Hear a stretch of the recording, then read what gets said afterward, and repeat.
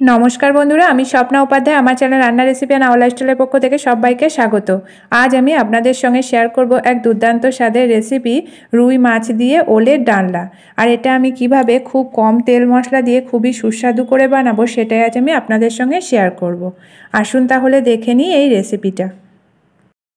एखाने एकटा रुई माछ भालो करे केटे धुए परिष्कार करे निয়েছি।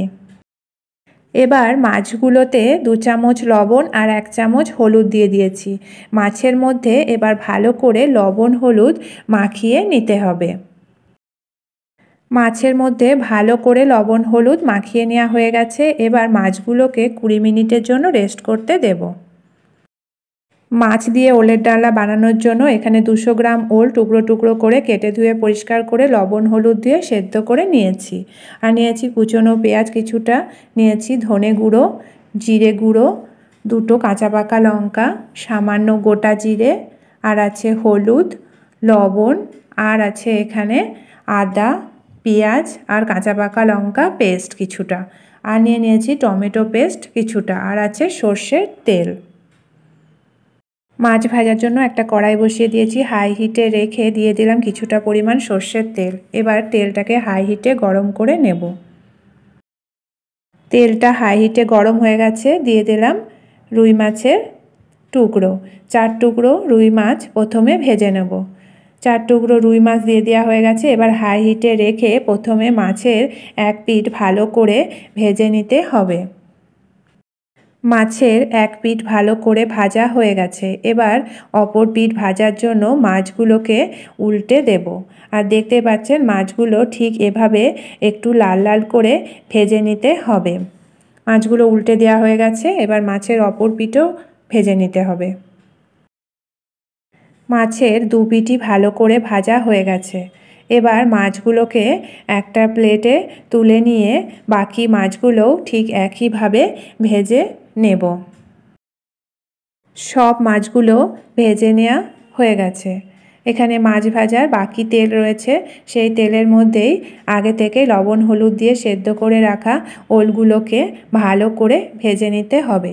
ওলগুলো দিয়ে দিয়েছি। এবার এর মধ্যে দিয়ে দিলাম সামান্য পরিমাণে লবণ আর সামান্য হলুদ।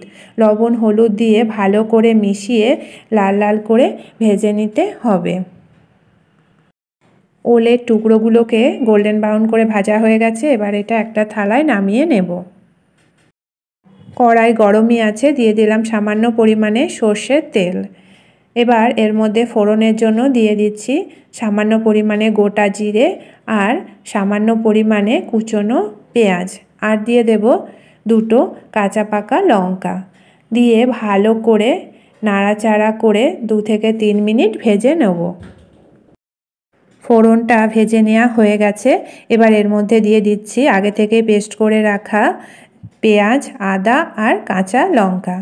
এবার এর মধ্যে দিয়ে দিচ্ছি হাফ চামচ হলুদ, আর দিয়ে দিলাম স্বাদ মতো লবণ, দিয়ে দিলাম জিরে গুঁড়ো আর ধনে গুঁড়ো। দিয়ে এটাকে নাড়াচাড়া করে লো ফ্লেমে রেখে 1 থেকে 1.5 মিনিট একটু কষিয়ে নিতে হবে। মশলাটা কষিয়ে নেওয়া হয়ে গেছে। এবার এর মধ্যে দিয়ে দিলাম টমেটো পেস্ট। টমেটো পেস্ট দিয়ে আবারও এটাকে হাই হিটে রেখে কিছুক্ষণ কষিয়ে নেব। মশলাটা ভালোভাবে কষানো হয়ে গেছে। এবার এর মধ্যে দিয়ে দিচ্ছি আগে থেকেই ভেজে রাখা ওলের টুকরোগুলো। ওলের টুকরোগুলো দিয়ে এটাকে 1 থেকে 1.5 মিনিট একটু কষিয়ে নিতে হবে লো ফ্লেমে রেখে, আর সব সময় নাড়াচাড়া করে। ভালো করে কষিয়ে নেওয়া হয়ে গেছে। এবার এর মধ্যে দিয়ে দেব পরিমাণ মতো জল। জল দিয়ে এটাকে ভালো করে মিশিয়ে হাই হিটে ফুটতে দেব, আর ঝোলটাকে একটু ঘন করে নিতে হবে। দিয়ে দিলাম পরিমাণ মতো জল। এবার এটাকে কিছুক্ষণ রান্না করে নেব। ঝোলটা ফুটে উঠেছে আর অনেকটা ঘনও হয়ে গেছে। এবার এর মধ্যে দিয়ে দিলাম আগে থেকেই ভেজে রাখা রুই মাছের টুকরোগুলো। রুই মাছের টুকরোগুলো দিয়ে ভালো করে ঝোলের সঙ্গে মিশিয়ে আবারও প্রায় 4 থেকে 5 মিনিট হাই হিটে ফুটতে দেব। তৈরি হয়ে গেল দুর্দান্ত স্বাদের রেসিপি রুই মাছ দিয়ে ওলের ডালনা। তাহলে বন্ধুরা দেখলেন তো কত কম তেল মশলা দিয়ে কত সহজেই তৈরি হয়ে গেল এই রেসিপি। এবার এটাকে একটা পাত্রে নামিয়ে নেব। মাছের ঝোলটাকে একটা পাত্রে নামিয়ে নিয়েছি। দেখতেই পাচ্ছেন বন্ধুরা, মাছের ঝোলটা দেখতে যেমন কালারফুল হয়েছে আর খেতেও হয়েছে কিন্তু খুবই সুস্বাদু। গরম ভাতের সঙ্গে এরকম গরম গরম রুই মাছ দিয়ে ওলের ডালনা দুর্দান্ত লাগে। আপনারা চাইলে আমার মতো করে এই রেসিপিটা একবার বাড়িতে বানিয়ে দেখতে পারেন। আশা করি সকলের খুবই ভালো লাগবে। ভালো লাগলে লাইক, শেয়ার, কমেন্ট করবেন। আর আমার চ্যানেলকে এখনও যারা সাবস্ক্রাইব করেননি প্লিজ সাবস্ক্রাইব করে নেবেন। তাহলে বন্ধুরা, আজকের মতো এটুকুই। আবার দেখা হবে আগামী নতুন পর্বে। ভালো থাকবেন, সুস্থ থাকবেন। ধন্যবাদ।